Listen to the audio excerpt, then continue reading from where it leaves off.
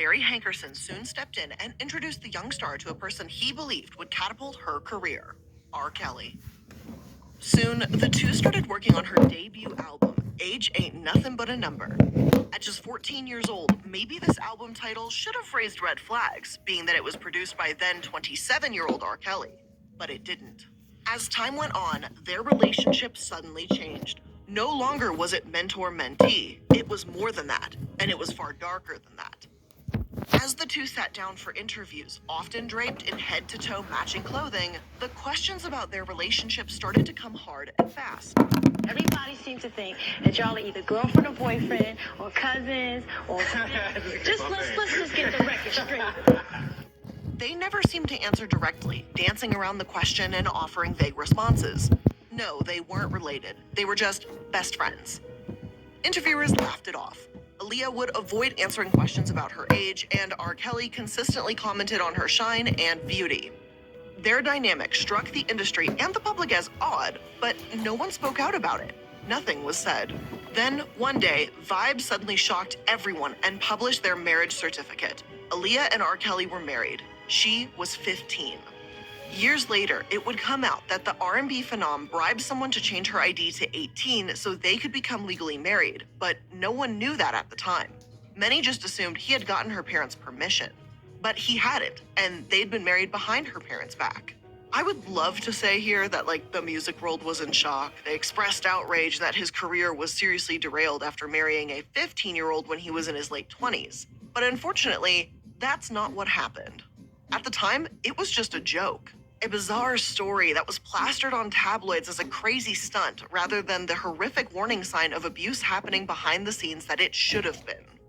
Aaliyah wasn't seen as a victim of abuse and grooming from a whole grown-ass man. She was called a Lolita, a temptress who should take all of the blame. Newspapers called her the love of Kelly's life, and their marriage, which was quickly annulled, remained a running joke in the industry.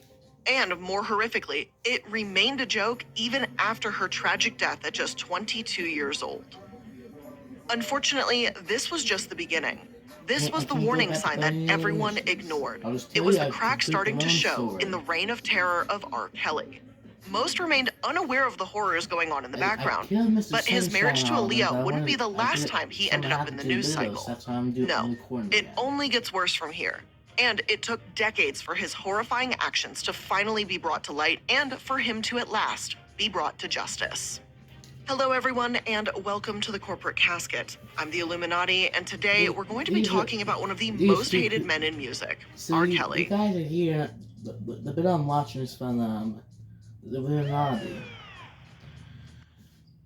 She or he has a very good channel. You should check the channel out because it got a lot of intro into MLMs and all that. So you should enter the channel. And the idea I got from the game Millions of dollars worth of cocaine fell from the sky this morning in the Knoxville, professor is Tennessee. basically he does gameplays, but he just has the main character while he's playing the game. Henry, check it out. He's the one who gave me this Something got into idea. it. A deer, maybe. He played this a couple months ago, and I'm doing my own playthrough for this. I'm recording. I was not able to get record of the long story, but I'm doing that. The bear, it fucking did cocaine. I'll do the Sons of Sun in the Brotherhood.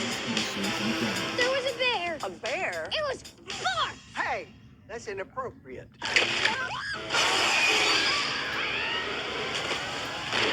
You're safe. Bears can't climb trees. Of course I can.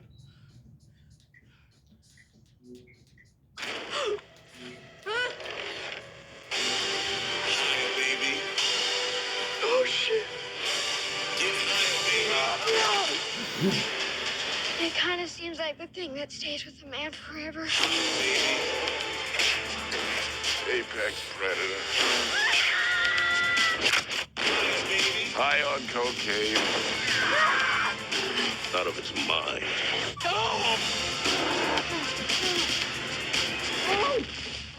Oh man, you fucked. What the fuck is wrong with that bear? Baby. Shoot it! Baby. Bear, speed up! Higher, baby. And don't ever come down.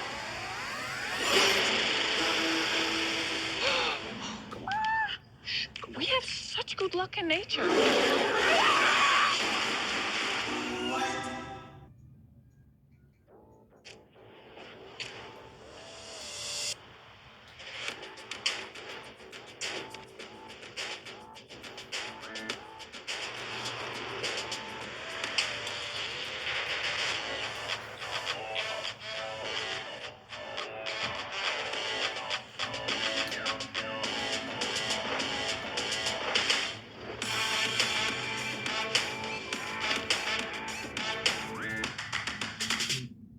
R. Kelly.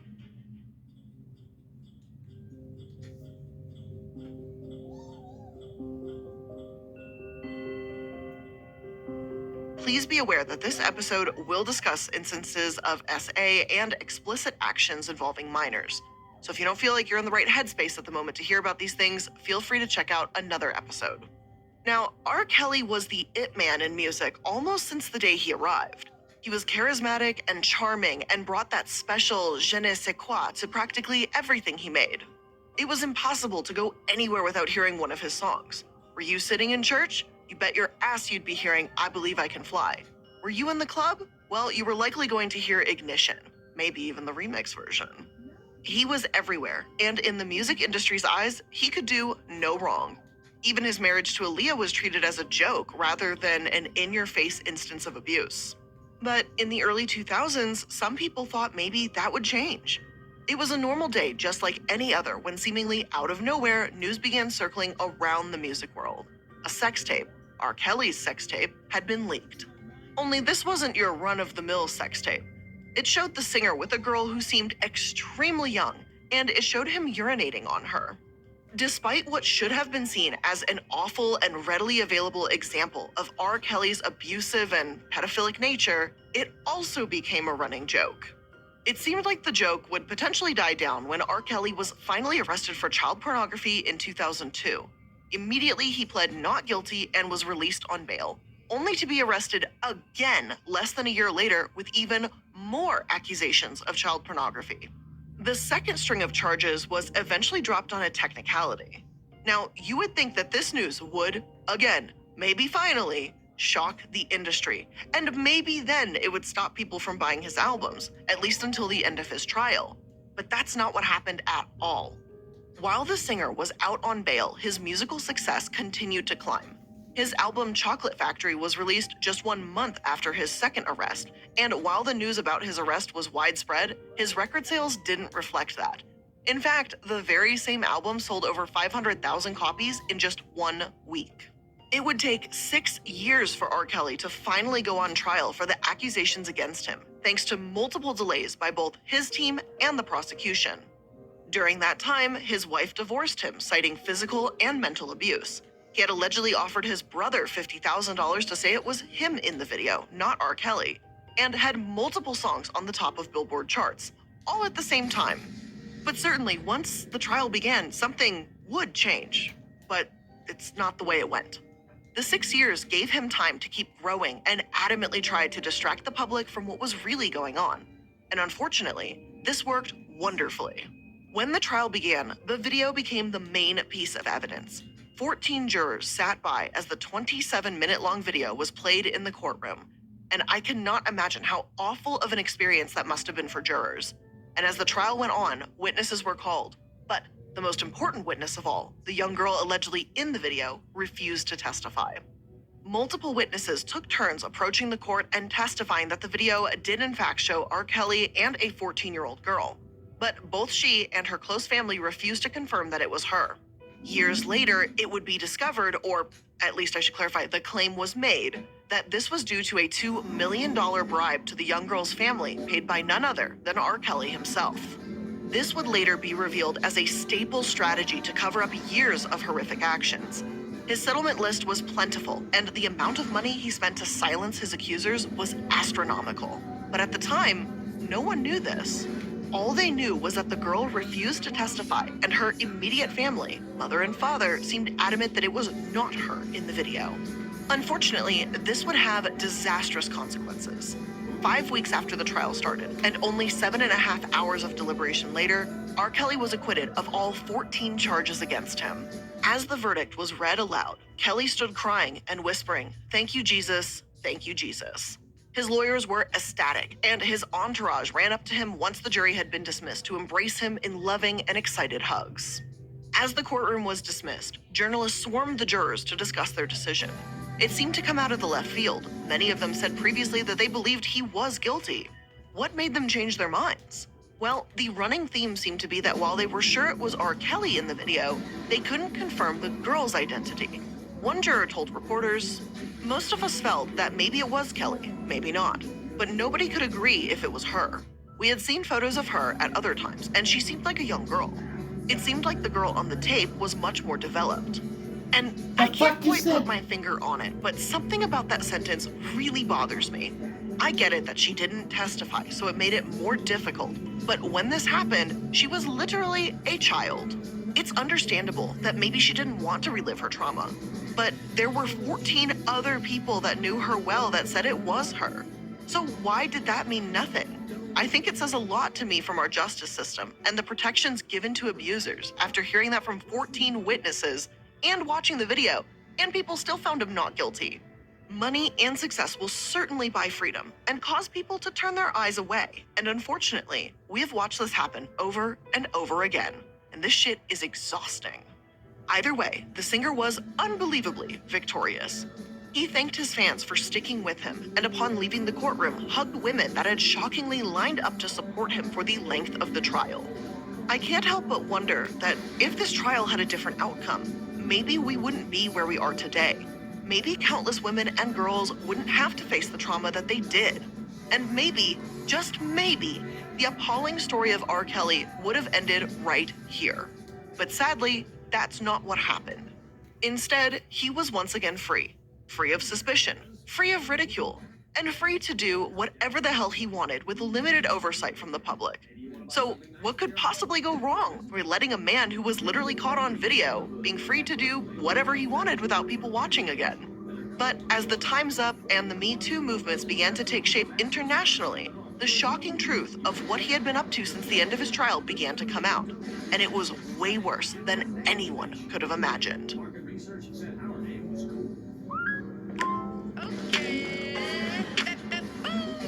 She the best when she move. And shake it too hard and she just might lose. And bubble gum, bubble butt, bubble gum.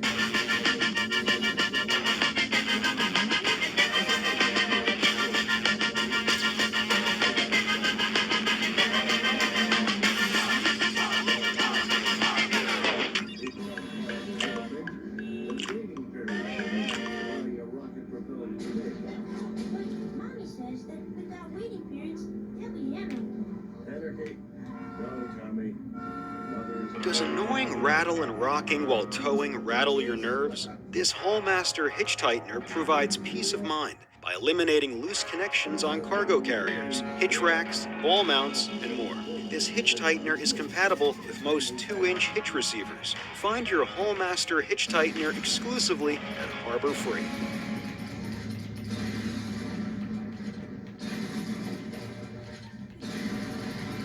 Was way worse than anyone could have imagined.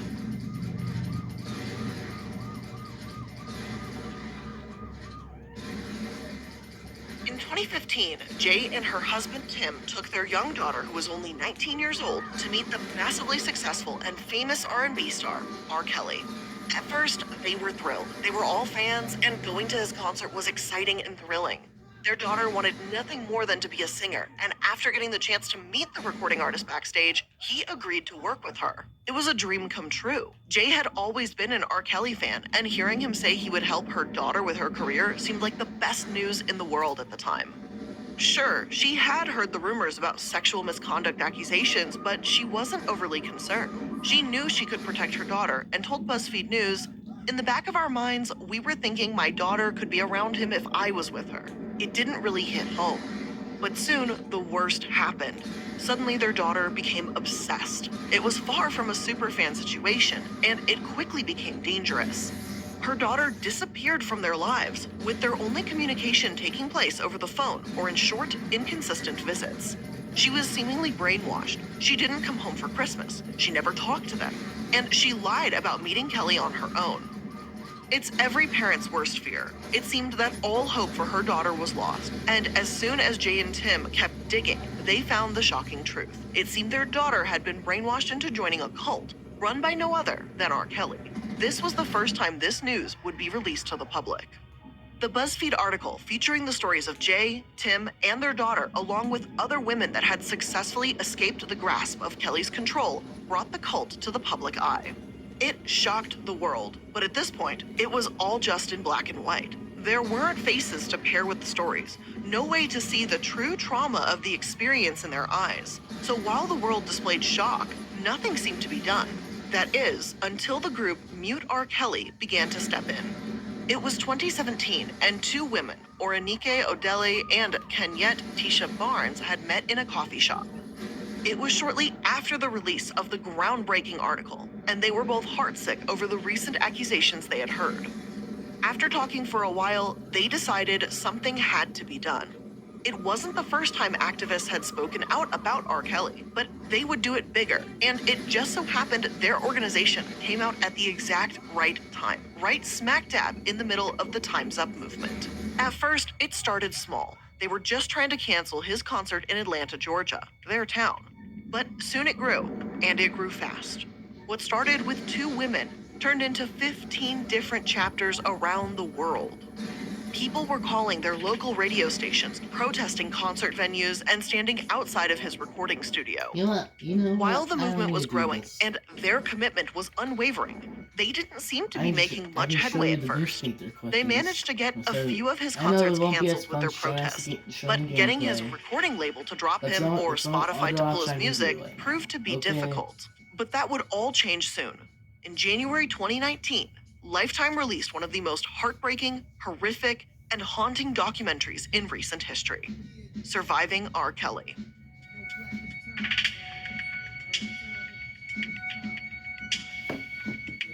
The first 4 hours of the groundbreaking documentary started with what we know: the marriage to Aaliyah, the child pornography case, and the other accusations that have been stifled by non-disclosure agreements and undisclosed settlements.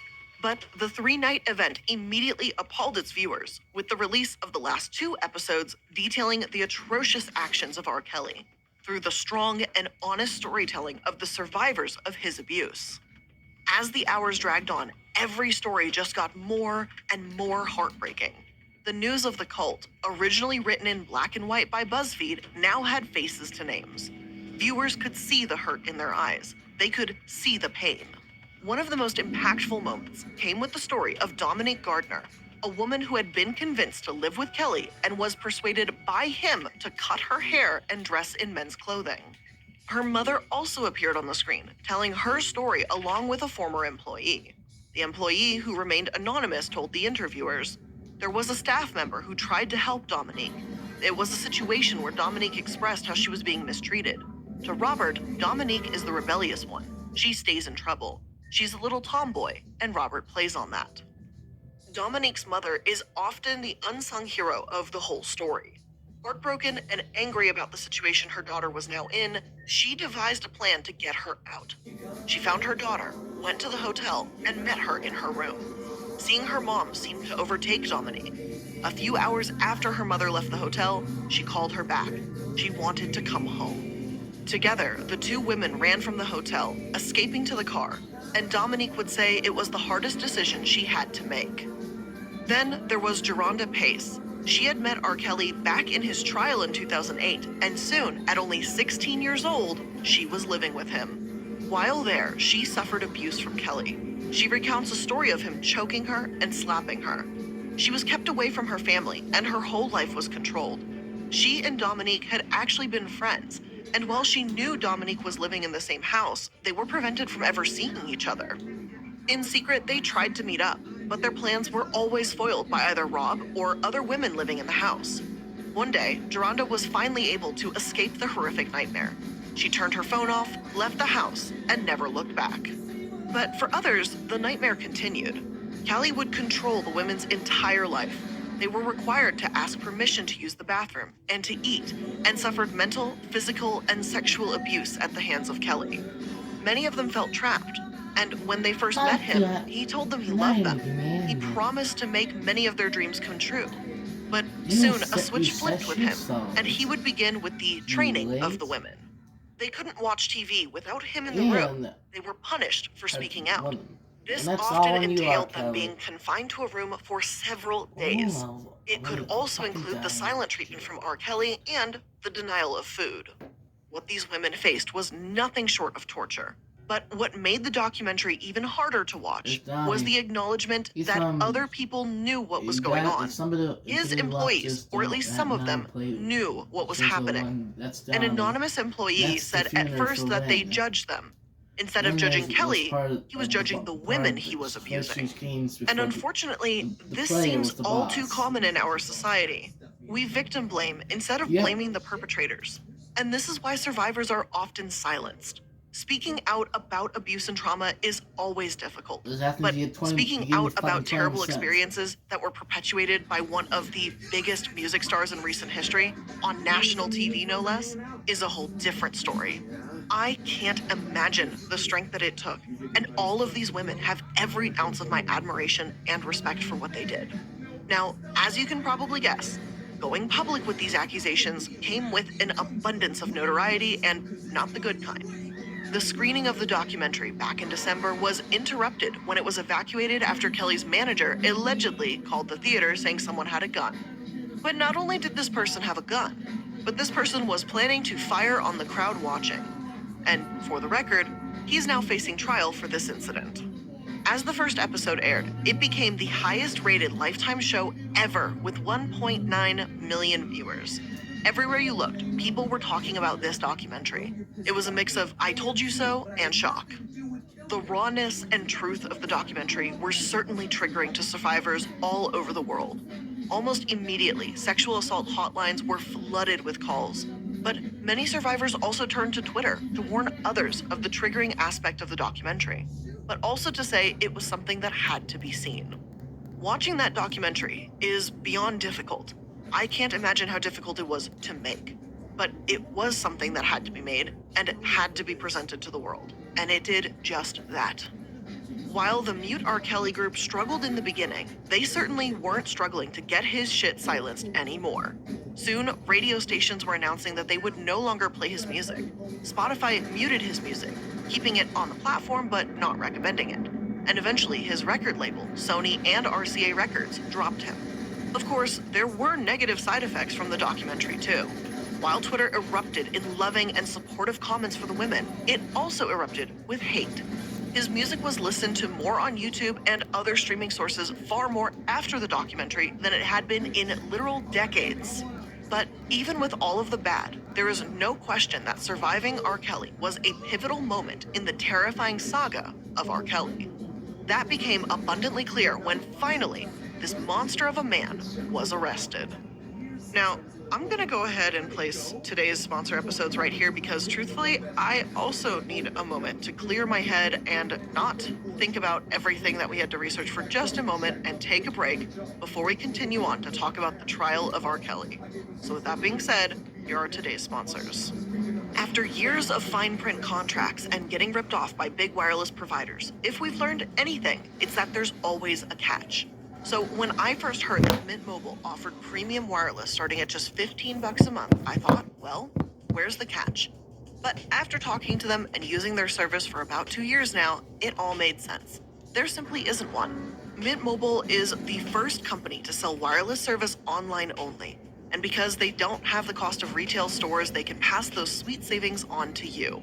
I save something close to, I think, about $70 to $90 a month by having my phone plan with Mint. And that's not an over-exaggeration, that's legit. If you guys know what a standard phone plan costs versus like Mint Mobile starting at $15, and I upgraded to do the $30 a month one, which is like the unlimited everything, I save so much money, and my service is still phenomenal. And what's great about Mint Mobile is you can keep your same phone number along with all of your existing contacts.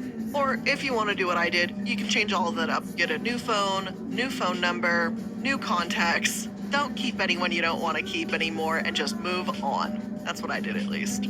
So to get your new wireless plan for just $15 a month and get the plan shipped to your door for free, make sure you go to mintmobile.com/casket. That's mintmobile.com/casket. Cut your wireless bill to $15 a month at mintmobile.com/casket. Medic! Oh, Jesus. What is that?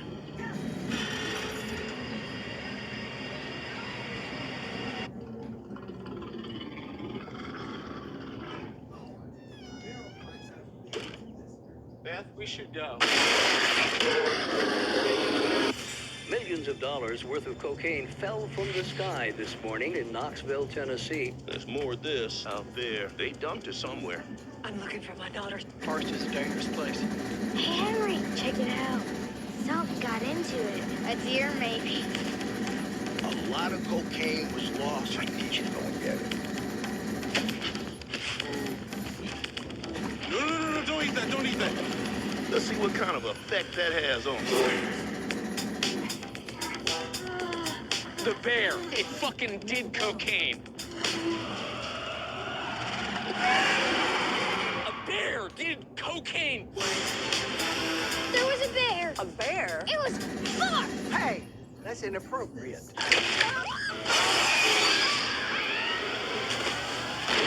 You're safe. Bears can't climb trees. Of course I can.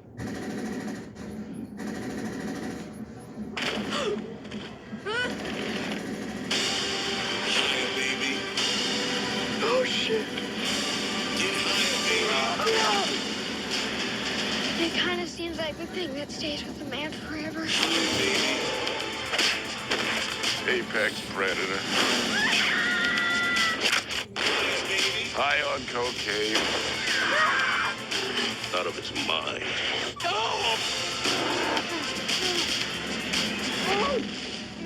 Oh man, you fucked.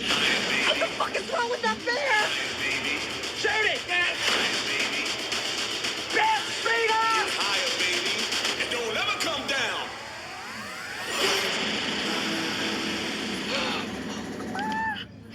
We have such good luck in nature.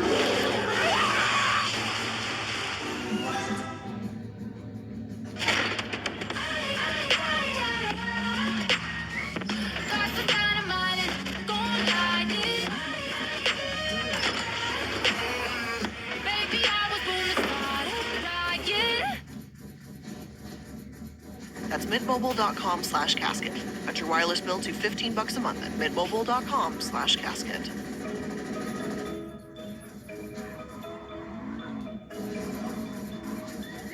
I didn't do this stuff.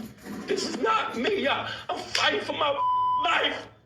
Those were R. Kelly's words in a bizarre interview with Gayle King shortly after the release of the documentary.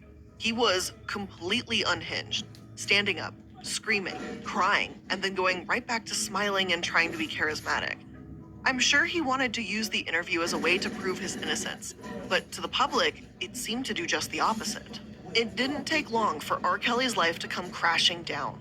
In February, just 1 month later, he was charged with 10 counts of sexual abuse. Then in July, while outside walking his dog in New York, he was arrested by the New York police. This time, the indictment went far beyond just sexual abuse. The New York indictment included racketeering and violating the Mann Act, transporting people across state lines for the purpose of prostitution. And this wasn't just one case against him anymore. He had been labeled as the leader of an enterprise that employed his managers, bodyguards, drivers, and members of his entourage in recruiting women and girls into his sex cult. This time, it seemed like things would finally be different. The trial would reveal the scarring details of Kelly's decades of abuse. It was 2 months long, and while COVID-19 was running rampant, it proceeded under strict protocols. Over the course of those 2 months, there would be 45 government witnesses, 10 victims, testimonies from his employees, and a slew of photographs, texts, video, and audio displaying his abuse. As each new witness came to stand and testify, the stories just became more and more horrific. Kelly had required all of the women to call him daddy. If they ever traveled without him, they were required to wear baggy clothing. Never, under any circumstance, could they talk to other men. Most of the women recounted stories of him forcing them to engage in sex with him and others, many of which were recorded. Then, the news came to light that he had not only abused and groomed young women, but he had also been doing this to young men and forcing his girlfriends to have sex with them on multiple occasions. Soon, the story of Aaliyah and R. Kelly's marriage finally came back into the limelight. And it was here that it was confirmed that he had bribed a public official to change her birth date. Marriage, which at one point was treated as a bizarre but not concerning moment in pop culture, was now acknowledged to be the terrifying and manipulative action that it always was. It turns out he had married her because he thought she was pregnant and thought marriage could keep him out of jail. And just as a reminder, she was 15 years old. Just keep that in mind. She was 15. After the 2 months of painful testimonies were finally over, the day was here. On September 27th, 2021, R. Kelly was convicted. He was the leader of a criminal enterprise. He had terrorized and traumatized young girls and women, and he had done it throughout the entire length of his career. As the news of the conviction came down, the U.S. attorney said, "Today's guilty verdict forever brands R. Kelly as a predator who used his fame and fortune to prey on the young, the vulnerable, and the voiceless for his own sexual gratification. To the victims in this case, your voices were heard, and justice was finally served." For many, the conviction caused an overflow of emotion. There was relief that after nearly 30 years of this nightmare, he would finally face some justice. But then came the anger and the sadness that it took this long.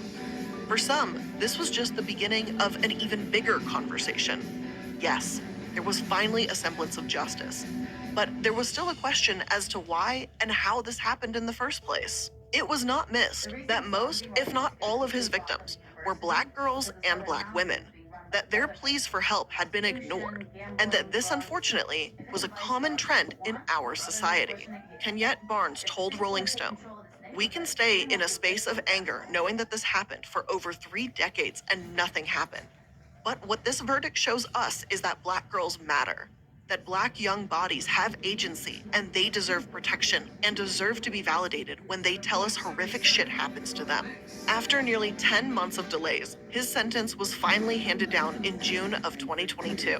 The 55-year-old would face 30 years in prison for his actions. He will likely remain there until the end of his miserable, putrid life. But before his sentence was read, the survivors finally got to speak directly to him. Some spoke to tell him that they were finally reclaiming their names. Others told him how he had destroyed their lives, and an unnamed victim turned to him saying, "You made me do things that broke my spirit. I literally wished I would die because of how low you made me feel. Do you remember that?" Literally, nothing will be able to change what these women have gone through, what R. Kelly put them through. But hopefully, this can be an important step in their healing process. But this isn't the end for R. Kelly. And that's because he faces additional charges in Chicago, with that trial starting in August, sometime right now, and solicitation charges in Minnesota are coming up next. And so the saga continues. The horrors of his actions can never be erased. People will likely never forget this story. And unfortunately, the survivors of this nightmare are left picking up the pieces while the public looks on. Sadly, there is no happy ending here. But at least the horrific ordeal is finally over. At least he is facing the consequences of his actions. Now, today's episode is by no means a complete recount of his 30 years of abuse. I would recommend watching the Surviving R. Kelly documentary if you have not yet for the full story. But I do have to warn you, it's really hard to watch. But for now, the world will keep watching to see what comes next in the upcoming trials. But no matter what, he's off the streets, his resources are gone, and he will never have the opportunity to do this again. So, to keep this short and sweet, this is where we're ending today's episode of The Corporate Casket. I hope you learned something new, and I'll see you in the next one. Bye.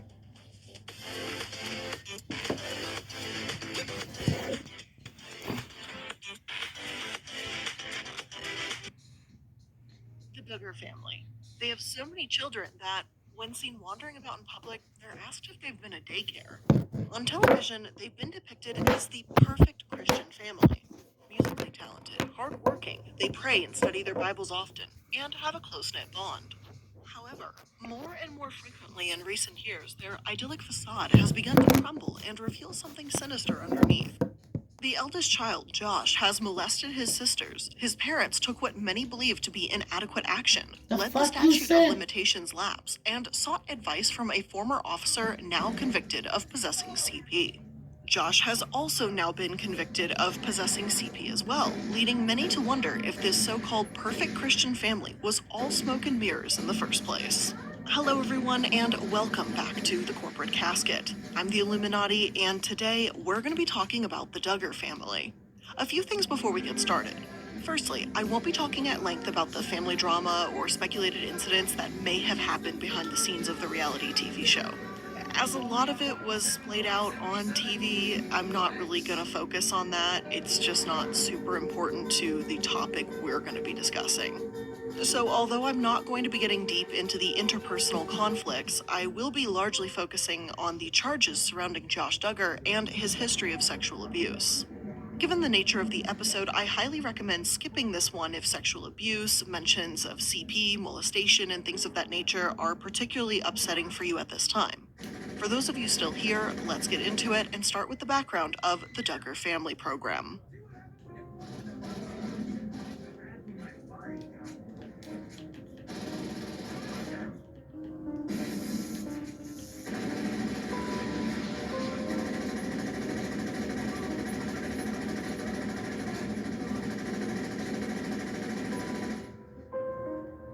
In 2004, a new reality TV special aired on Discovery Health, 14 Children and Pregnant Again. The special was about 45 minutes long and featured the Duggar family, which, as I'm sure you can guess, consisted of 14 kids at the time. The show was quirky, following around this odd family in Arkansas where literally everyone's names, except their mother Michelle's, started with a J. The kids are Josh, Jana, John David, Jill, Jessa, Ginger, Joseph, Josiah, Joy Anna, Jedediah, Jeremiah, Jason, James, and Justin. In the following years, Jackson, Johanna, Jennifer, Jordan Grace, and Josie were also born. And don't worry, even though I just threw a ton of names at you, you don't need to remember all of them. Today we're mostly focusing on Father Jim Bob, Michelle, and Josh. The special has a sort of charm to it, explaining how the dirtiest kids got shower priorities, how there's always a line to the bathroom, and that the children have a buddy system. The buddy system broken down simply means that the other kids are helping to raise the youngest. While pouring a bowl of cereal for a sibling is just helping out, this was one of the earliest concerns that people had with the Duggar family, and it's actually still criticized online to this day. Some have called this parentification, which is when a child is given the responsibilities of a parent, and states that this robs the Duggar kids of their own childhood and adolescence. While this may or may not have raised a red flag, there are a few other aspects about the Duggars themselves that seemed concerning. The Duggars consider themselves independent Baptists and have extremely strict views that they claim are in line with their religion. Girls and women can't wear pants, siblings are only allowed to side hug, prayers and hymns are a part of everyday life, they don't watch television, and they believe in the practice of courtship. When the Duggar women grow up, they're expected to be, quote, readily available for their husbands, and secular things like pop music, tattoos, dancing, alcohol, and piercings are forbidden. Birth control also isn't acceptable within the Duggar family. Initially, Michelle once used them herself, but between her first and second child, Michelle became pregnant while on birth control. Since the pregnancy resulted in a miscarriage, she and Jim Bob felt as if the birth control must have caused it, so they decided they would let God decide how many children we would have. And this is the only part of this episode that is not going to get super serious before we get into some of the really gross details of what's in store today.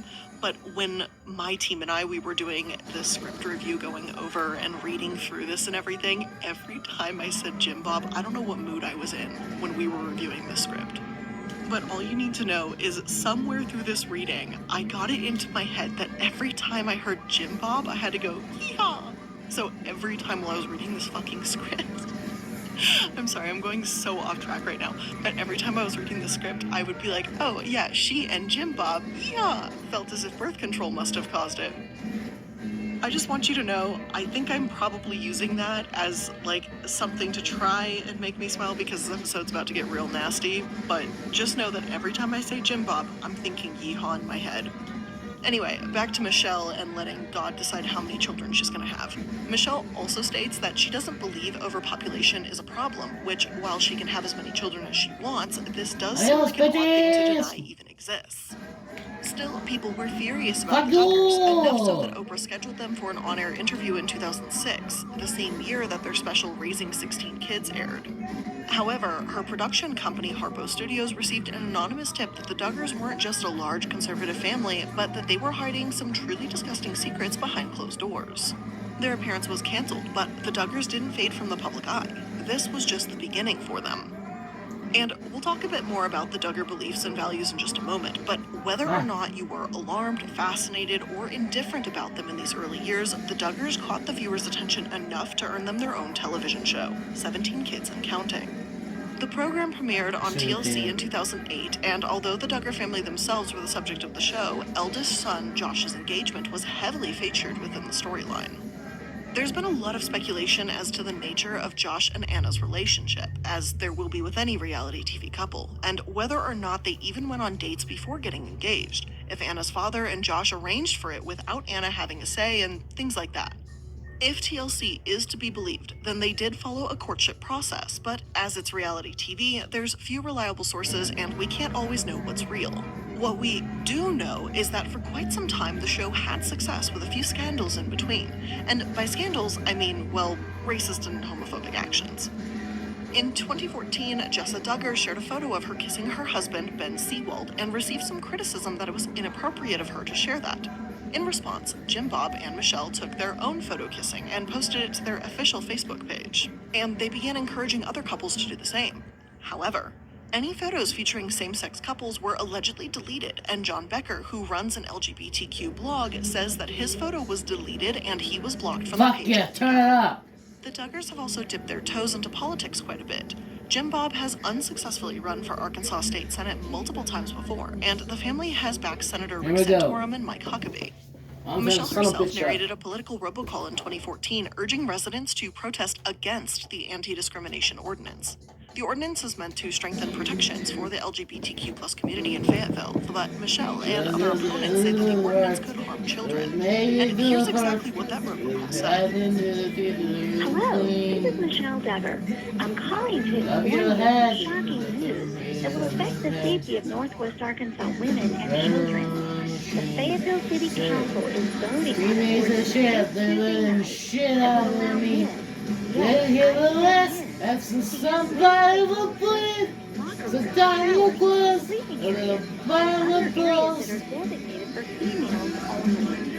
I don't believe that citizens of Fayetteville would want males with past child predator convictions that claim they are female to have a legal right to enter private areas reserved for women and girls. I doubt that Fayetteville parents would stand for a law that would endanger their daughters or allow them to be traumatized by a man joining them in their private space. We should never place the preference of an adult over the safety of a child. Parents, who do you want undressing next to your daughter at the public swimming pool's private changing area? I still believe that we are a society that puts women and children first. Women, young ladies, and little girls deserve to use the restroom in any other women's facility in peace and safety. Will you speak up for protecting women and children? That is the full transcript of the robocall minus the numbers and website list at the very end. So nothing has been taken out of context. Not only were Michelle's statements transphobic, but, as those at GLAAD call it, they were mental leaps too. Since when does protecting the LGBTQ+ community's rights mean that convicted felons will stop and pray? And anyone, regardless of sexual orientation, should condemn child predators. This ordinance wasn't meant to defend child predators, and that's not its purpose either. It's an anti-discrimination bill. It's not a pro-child molestation. Plus, for those of you that know what's coming next, I find it extremely hypocritical that Michelle is so concerned about young women and girls in this robocall, but then has minimized predatory behavior when it takes place in her own household. We'll get to that in just a moment. Now, though the Duggars may have had success Damn, amidst their fucking hell, controversies, Gotham, their shut the past fuck was up. coming back to bite them, and swiftly so. Remember how Oprah canceled that interview in 2006? Well, the anonymous tip alleged that Josh Duggar had been molesting his sisters and that Jim Bob lied to his church friends and family to make himself look good. That first accusation was serious enough to get the police involved, and in 2015, that police report was released to the world. Now, from this point onward, things are about to get heavy, dark, and disgusting. So, this is the final call. I am letting you know that after this ad break that I'm placing right here, things are about to get real nasty, real upsetting, and really disturbing. So, last call, here's an ad read for you, and if you're still here afterwards, then just know it's about to get bad. New year, new phone plan. Maybe if you're ready for it. We all know the pain and the horror of dealing with endless fine print contracts from wireless providers. So many charges, so many mystery fees, and it's so gosh dang expensive. So when you hear that Mint Mobile offers premium wireless service starting at just $15 a month, it sounds like it's a catch, right? Well, their secret sauce is that they sell online only and just cut out brick and mortar stores, so less overhead for them means more savings directly into your pockets. All Mint Mobile plans come with unlimited talk, text, and high-speed data on the nation's largest 5G network. Plus, you can keep your old number and your old phone if you want to, or if you want to go the route I did, you get them all new. And obviously, with that being said, I've had the service for over a year now, and I don't really deal with dropped calls or texts that just don't go through. Any of that garbage does not happen anymore. And the best part is I always know what to expect. I can pay my phone bill right through their Mint Mobile app, and it's super easy, it's always there, and again, there's no surprises. That's probably the best part, honestly. To get your new wireless plan for just $15 a month and get the plan shipped to your door for free, make sure you go to mintmobile.com/casket. That's mintmobile.com/casket. Cut your wireless bill to $15 a month at mintmobile.com/casket. This episode is also sponsored by HelloFresh because a new year means habit changes, and it also means it's time to refresh what you eat. So it doesn't matter if you're trying to save money this year by doing less takeout, learning how to cook, or trying to get healthy. HelloFresh is here to help you out with that. I've had HelloFresh for over a year now, and I've gotten a little bit better. Like, I'm not fantastic at cooking, but I'm not afraid to cook anymore, and that's huge. HelloFresh cuts back on time spent in the kitchen so you can spend it with friends and family and get meals ready in about 30 minutes or less. Plus, quick and easy meals, including 20-minute recipes, low prep, and easy cleanup options, provide an even faster route to putting food on the table. And don't forget dessert. You can satisfy your sweet tooth with seasonal limited-time goodies like Dunkaroos cookie dough or a Vanilla Delight cheesecake. So if you want to get started on your new cooking journey today, make sure you go to HelloFresh.com/casket16 and use code CASKET16 for up to 16 free meals and 3 free gifts. Again, that's up to 16 free meals and 3 free gifts at HelloFresh.com/casket16 and use code CASKET16.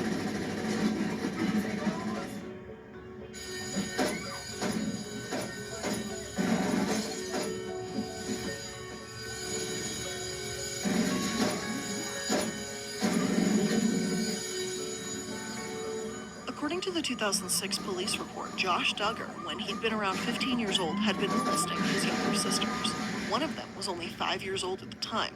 Apparently, this entire thing had come out because 3.5 years prior, an undisclosed person wrote a letter describing Josh's actions and placed it inside of a book.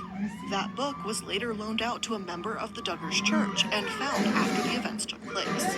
So despite the molestation taking place sometime in 2002 and 2003, this investigation didn't actually take place until 2006.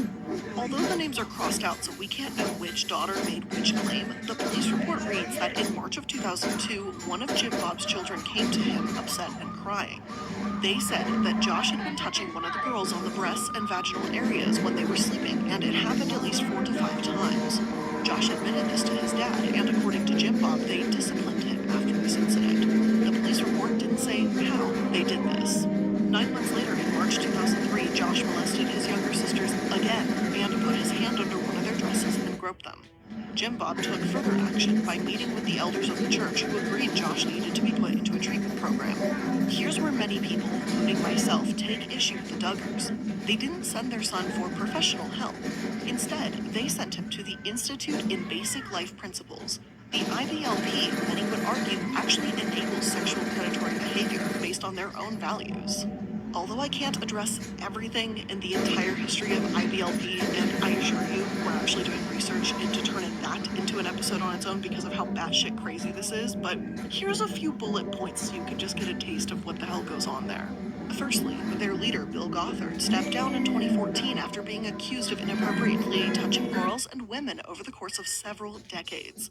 18 former staffers, interns, and volunteers claim that he sexually, physically, emotionally, spiritually, and/or psychologically abused them. Secondly, Gothard not only abused his victims, but allegedly cut them off from the world entirely, leading to what Chicago Mag has called the cult next door. Gothard was the boss, landlord, and controller of all aspects of their lives, and people commonly joked about his so-called harem. Third, the IBLP actually has a homeschooling curriculum called the Advanced Technical Institute, or ATI, and that the Duggars used to homeschool their children with that program. Therefore, Jim Bob and Michelle never even actually sought outside professional help in the first place, but simply reinforced values that Josh already learned at ATI. Some of the things ATI supposedly teaches are purity culture, and that's that the husband is the undisputed leader and his word is final in any family, and women exist for the purpose of producing and raising children and caring for the men. And that's it. According to a suit against IBLP, a young woman on staff asked for guidance on how to deal with having been raped at age 11. Not only did Gothard discourage this woman from seeking outside help, but he allegedly told her that, quote, a professional counselor would ruin you and all your potential to serve the Lord. The list really does go on and on with this place. Survivors allege that they were made to feel that sexual abuse was their fault, and that the IBLP and ATI teachings were confusing and abusive.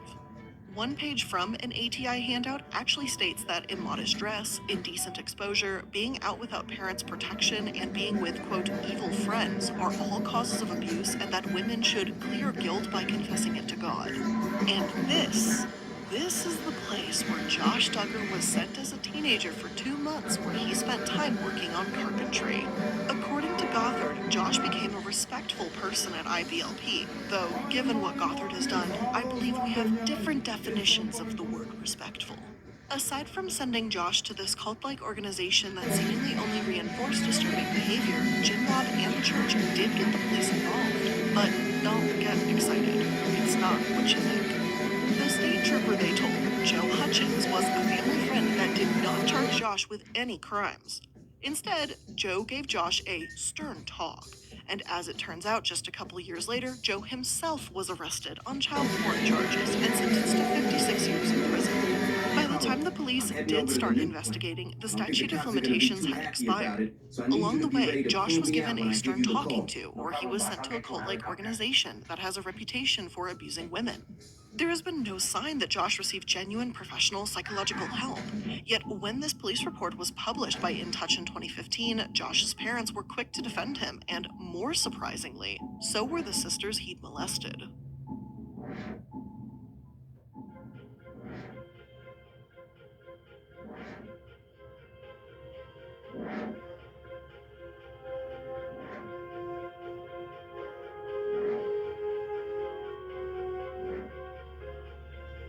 Jim Bob and Michelle were interviewed by Megyn Kelly on Fox News after the In Touch story broke the news about Josh's bad behavior. As the interview is over a half hour long, I won't go over everything that's said, but just cover a few noteworthy moments. Just under 2 minutes in, Jim Bob and Michelle start by condemning Joe, the police officer that was arrested on child pornography charges. Jim Bob claims that Joe himself violated the law by not reporting this, though Michelle adds that Joe put the fear of God into Josh by giving him a stern lecture.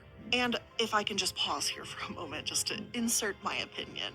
They seem like they just want to have it both ways. One moment, they imply that Joe didn't do enough. He didn't report their son to the police, but the next they say that they gave their son a good talking to. While I don't know how much the Duggar family has actually spoken with police officers in the past, wouldn't they realize that, perhaps Joe didn't make a police report? Shouldn't they know how seriously molestation is taken, or do they truly believe a stern talking to is what police do? This just doesn't add up for me, so this is just a gray area that I just want to point out that personally it leaves me feeling very uneasy because I don't feel the truth is being told here. Now, as for what this fear of God lecture may have been about, Michelle says that Joe told Josh that if he were to continue on this path, he was going to destroy his life and end up in prison.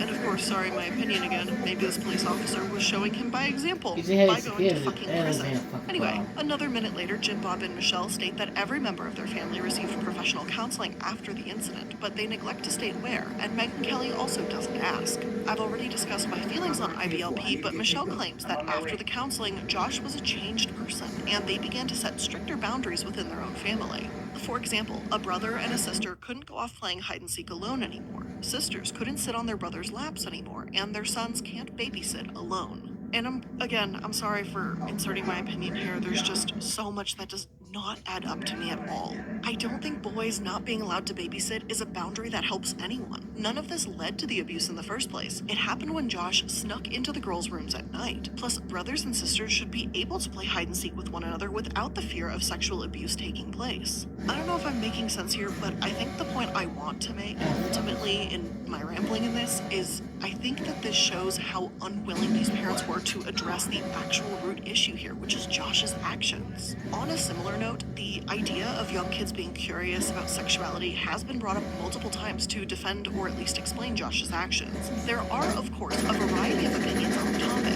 Some doctors say young kids close in age may have mutual agreements to play games around this. For example, and I'll show you mine if you show me yours kind of mentality between young kids. In this case, a child is more interested in satisfying curiosity than any type of arousal, and it does happen. Obviously, that's a discussion a parent needs to have with their child, and healthy boundaries need to be set. But when there's a large age difference, such as Josh being 14 or 15 and one of his victims being 5, or when one child is forced and it occurs between siblings instead of classmates, some doctors agree that this is not normal and requires professional counseling.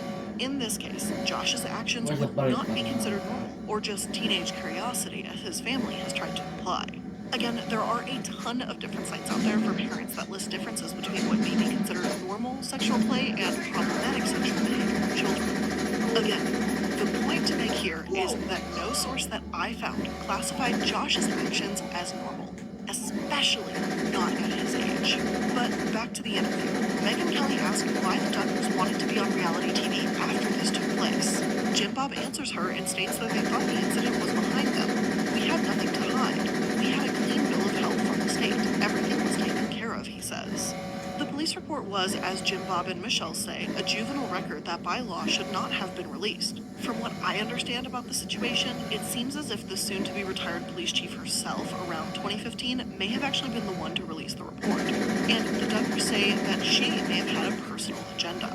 The disclosure of the police report has also been debated, as it is a juvenile record, and some sources state that the Duggars themselves are mistaken. Mercury News, for example, has said that the police report was released under the Freedom of Information Act. Springdale, Arkansas City Attorney Ernest B. Cate explains, the requested record was not sealed or expunged, and at the time the report was filed, the person listed in the report was an adult. Any names of minors included in the report, as well as pronouns, were redacted from the report by the Springdale Police Department in compliance with Arkansas law prior to release. So no, attorneys and experts on Arkansas's Freedom of Information Act state that the police report was not released illegally. 16 minutes into the interview, Josh's parents add that they don't view Josh as a pedophile and claim that there's an agenda against them and people are twisting things and targeting them. Michelle herself claims that her daughters were more victimized by tabloids discussing the police report than they ever were by Josh years ago. Take a listen to this. They've been victimized more by what has happened in these last couple of weeks than they were 12 years ago because they honestly,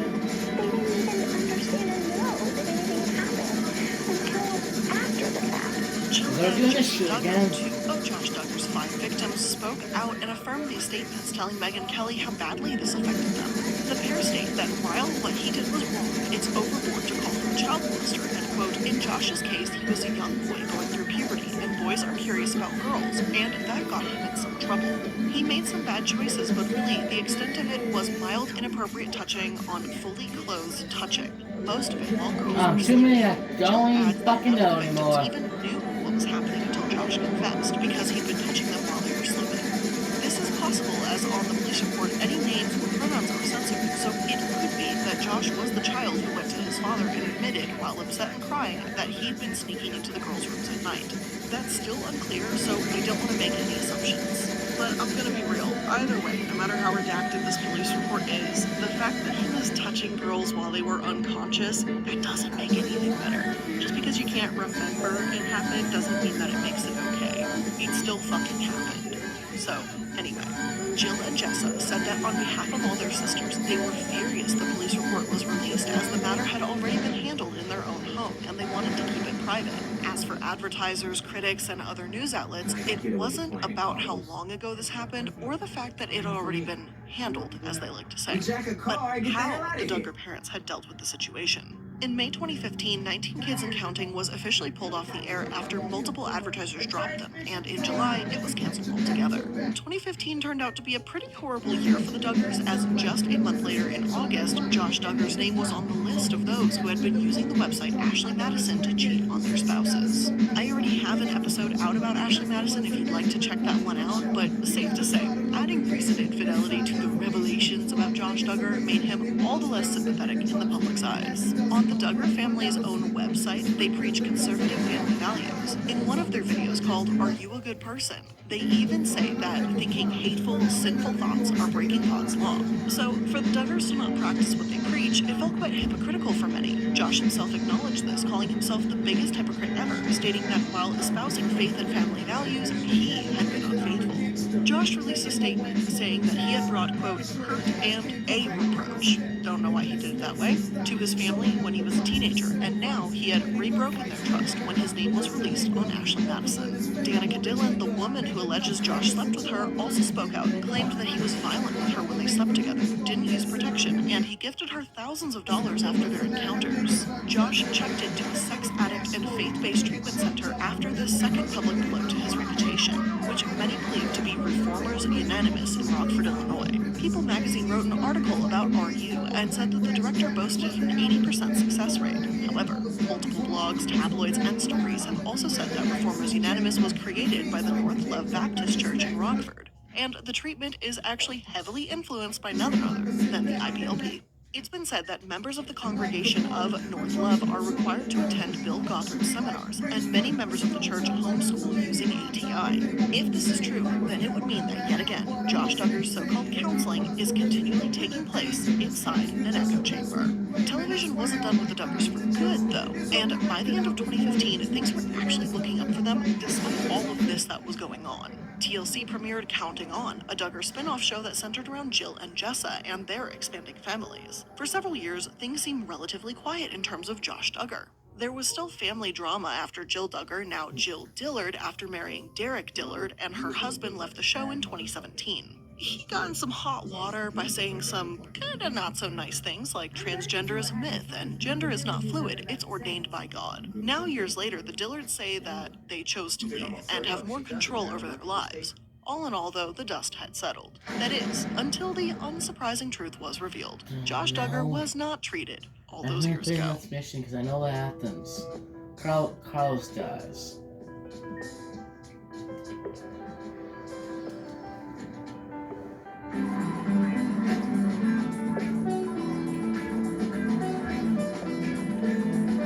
Back in 2019, Josh's work computer was searched. The public was not actually made aware of this until 2021. According to a special agent, it had an accountability software installed, known as Covenant Eyes, which would send internet usage reports to Josh's wife, Anna.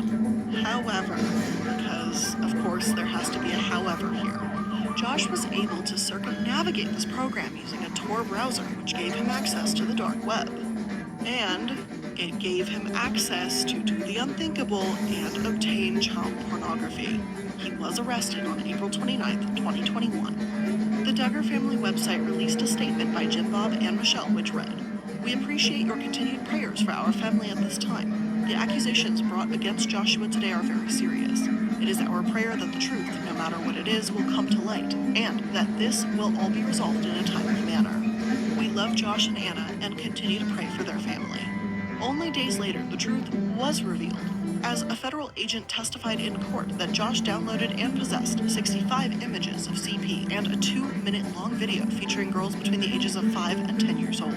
He stated that it was some of the worst sexual abuse child pornography that he had seen in over 1,000 cases. Despite this, that same day, the judge said that Josh could be released into the custody of a family friend while awaiting trial, so long as he was under home confinement with a GPS monitor. A few weeks after that, Counting On was canceled, with TLC stating that they wanted to give the Duggars the time to address their situation privately. Josh Duggar built a defense, claiming that he'd been the victim of a hit-and-run hacking scheme. Yet, as more and more evidence was revealed, it became very clear just how depraved Josh was and exactly what he was hiding. Homeland Security Special Agent Gerard Faulkner testified that one of the files depicted children from 18 months to 12 years of age. You know, I read this, right? We researched it. We read it. We found it in other articles. We corroborated this information that we just presented. And yet, it never gets easier to have to share it and talk about this, because I don't know. I don't know what happens in these kinds of cases, like when they catch somebody with 18 months, a year and a half old. I don't understand it, right? I don't like children. I never want to have children. I think children are gross. You motherfucker! Keep them away from me. They scream. When I find out, I'm gonna fucking kill you. Make sure you fucking die and torture the fuck babysit your out. kids. I Make don't you want to hold your fucking baby. suffer. I just No, fucker. But even as someone who does not like children, I don't get joy from seeing a child laugh or any of that stuff. What about I one? know that this is wrong. Thank you, Les. This is somebody who believe. I need Googles and violent It close. just blows my mind how unfortunately common this seems to be the more and more we research topics, that people just casually are into this kind of thing, and I just don't think it's something you should. I obviously don't believe it's something you should be interested in. I don't know how else to say that. I think you're fucked in the head. Anyway, sorry, this shit just never gets easier when I have to present something like this, but I have digressed a lot. Let's just get through this. In December 2021, a jury found Josh guilty of receipt of child pornography and possession of child pornography. Jim Bob, who was running for the Arkansas State Senate at the time, lost in the wake of what happened. Although Josh has yet to be sentenced, as of the time that I'm recording this, he could face up to $250,000 in fines and 20 years in prison for each. You better fucking tell me where he is, only Tommy. speculate what happens behind closed doors. At the moment, In Touch has said that this has torn the Duggar family apart. Michelle and Jim Bob are seemingly trying to stay strong, and Anna Duggar has been shown standing by Josh and holding his hand on the way to the courthouse. And just wow, how sweet of her to stand by her husband, better who has fucking watched answer me. content of children being NSA'd as young as his children, and he has molested children the same You age as don't, his I'm gonna own fucking children. kill you. And their youngest was born this past November, FYI. I don't know how we could be like, yeah, I'm gonna have all these kids, and then I'm also gonna watch some really fucked up shit. I don't We gotta understand go, we what gotta go. goes on in someone's head that makes this click I'm and not makes them seeing think this that this is motherfucker. okay behavior. I just don't get it. And as the wife, I don't get it how you stand by him. People magazine has also claimed that the Where fact the fuck are we doing say condos? with one family source allegedly stating that the majority of the family is acting as if nothing has happened. Jim Bob, they say, is notorious for sweeping things under the rug. There is some more to the story, though much of it is alleged or family drama. For example, Derek Diller, Jill's wife, has liked comments suggesting that Jill has been brainwashed, abused, and faced trauma throughout her childhood. It's also been floating around that Jim Bob hasn't actually paid his children for their appearances on the TV show Counting On. According to Derek, Jim Bob is the only one who gets paid, as family-based shows are cut one paycheck. Jim Bob allegedly has not been splitting that with his children, despite some sources claiming that he's made as much as $850,000 per season. As these claims are more alleged and not necessarily reported on by the most reliable of sources, I won't really dwell on them, though I would not be surprised if they were true. The most important part of today's story is what happened with Josh Duggar. While it's upsetting that his family seemed to defend his actions in 2015, these recent charges have proven to be indefensible for many. In mid-December, CNN reported that Josh's sister Ginger was saddened for the victims of horrific child abuse and dishonored his actions. While it's great to see Josh's sisters condemning these actions, some argue that it's I'm not gonna just the fucking Duggar kill ya. family that has this problem, but multiple communities across the country that claim to be Christian, all while promoting the idea that women have no bodily autonomy of their own. On December 23rd, 2021, the Washington Post published an article titled, "The Duggars Might Lose Their Show, but the Toxic Culture They Promote Persists." No. The author explains in it that the Duggars have become part of a growing Carlos. evangelical movement that paints secular liberalism as predatory to children while presenting their family values as the best protection. And I'm sorry, I swear to God, this is like one of my last opinions, I swear it is, but the irony, the fucking sick, messed up irony of going, oh yeah, secularism, oh my God, it's terrible for children, it's so predatory. Meanwhile, our own son has been getting his hands on CP and molesting his own sisters. But that's family values, baby. Now, Jim Bob, a Republican state representative from 1999 to 2003, and Josh, who was the executive director of the lobbying arm of the Family Research Council, were tell you a part guys of this why religious Boss activism. killed him. The article That's reads, not- the that Duggars' was not popular murder. reality That shows was have a brought these mercy ideas killing. to the religious right, to an even larger audience by a media image mercy purposefully killing crafted is and when- heavily edited to be So non-judgmental Carlos was and benign. suffering. He was Social media he was- has he provided was- even he was more about- he was opportunities to dying from present a blood sanitized loss. version of life He was under still Christian alive. patriarchy that more And the- closely and the matches boss the that one aesthetic of seemed to suffer mainstream more, so he consumer put him out of culture. his misery. The Duggar women and children smile in their Instagram posts as inspirational and seemingly content, and countless other social media influencers. These cheerful public images help defang So decades-old feminist criticism of Christian patriarchy and its political goals. Clearly, Josh's values aren't the ones that are working out for him. While I don't want to go as far as others have and say that the Duggar women are brainwashed because we can't know for sure what happens behind closed doors, I do find a lot of these revelations and information about the IBLP and these faith-based organizations telling. Josh Duggar's parents didn't seem to hold him accountable for his own actions as a child, but at least the law is holding him accountable now as an adult.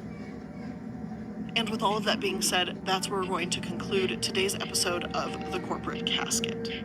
I can't say anyone really enjoyed this. I think this was informational. I think you hopefully have learned some information about the Duggar situation that perhaps you didn't know quite yet, things of that nature. Not terribly exciting because the content is quite dark. I think it's messed up, but I think it's something that needs a light shined on it because it most certainly seems that this family has a habit of hiding things and sweeping them under the rug. All the more reason to make sure this is brought to light. Thank you so much for joining me as we uncovered this information about Josh Duggar and his very nasty, distasteful, and sexually abusive history. I'll see you in the next episode. Bye.